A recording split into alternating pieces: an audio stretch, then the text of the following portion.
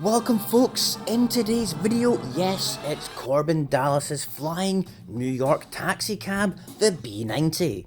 This is the first glimpse of it in The Fifth Element, and what a cool introduction to this iconic sci-fi vehicle.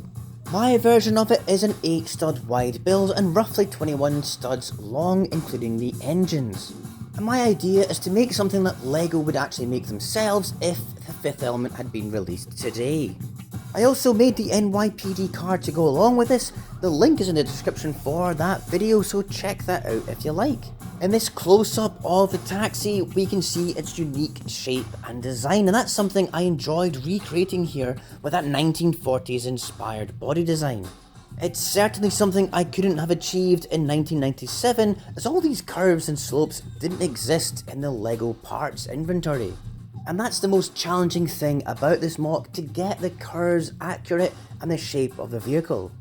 Both sides are the same, so I just replicated the build either side, but the right side does have this fuel cap little detail, so that's a nice little thing to add on. The rear section is curved and it's a bit tricky to get that kind of shape, but I used a slope on a hinge here, and overall I think I've got the shape accurate. This model in particular is a great reference image, and you can see the front lights there. There's 3 on each side.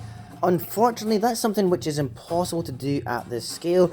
If this were a real LEGO set, or if I was able to make stickers, I would have put that on the grey curve, but I've compromised and put lights on this side instead. I found these reference pictures online for this model and they are really useful, the first 2 in particular, and getting that rear section correct even with modern LEGO parts is really difficult.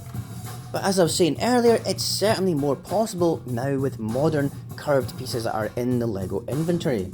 I used a modified slope in the middle which has a wee lip at the bottom, which is about as close as I can get to the real shape. The rest is done with longer curved pieces. This sits on a hinge which is sunk in perfectly to give it a flush look. From almost any angle it has a nice curved look, and I can't see a better way of doing it. All the corners sit on black curved plates, and the 1x1 plates are used for the black and white checkerboard detail of the taxi. It's definitely one of my favourite details, getting that black and white look. It looks brilliant. The engines are done using wheels with cones on the ends. Pretty simple really. Underneath, I love this bit, the front thrusters, dead easy but totally accurate using this piece. The rest of this section is done with inverted curved tiles. I browsed through loads of reference material and photographs and models to make sure I got this accurate.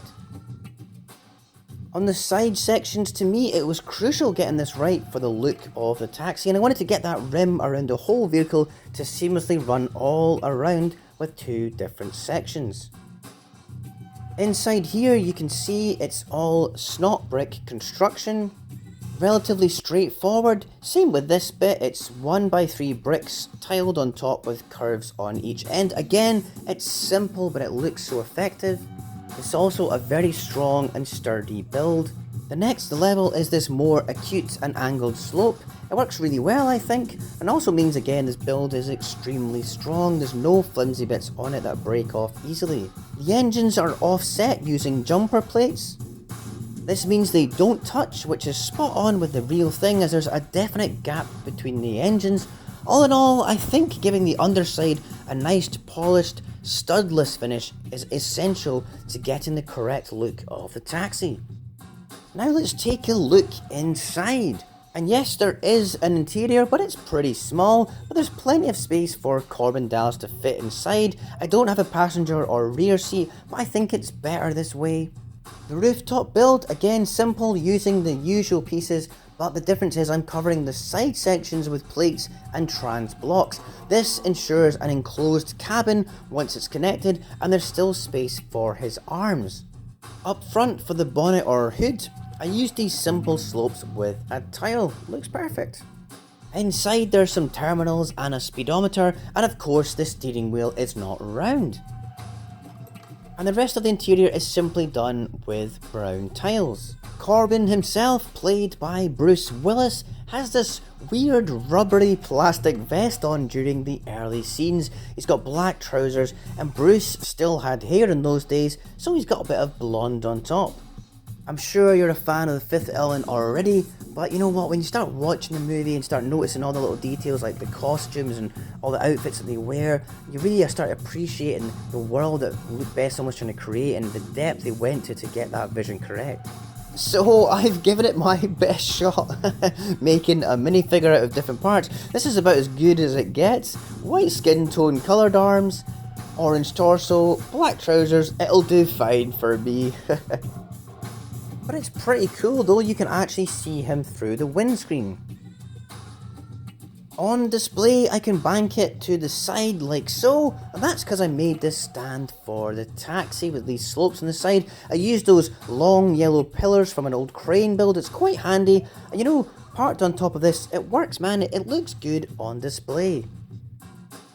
In terms of playability or swishability, yeah, I'd say it's very swishable. We've had so much fun already, flying it about the house, picking up passengers, and getting chased by the police.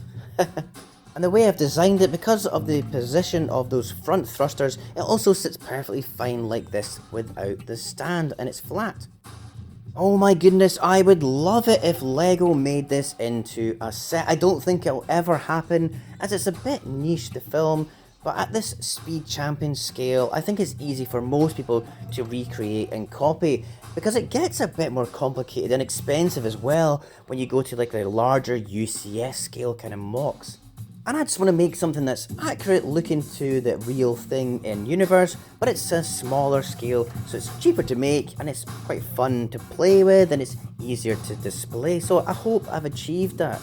I really enjoyed figuring out the build on this one. I also ended up watching the movie twice, which I haven't seen for a while, and I really appreciate this movie, man. It's definitely in my top 10 favourite sci-fi movies of all time.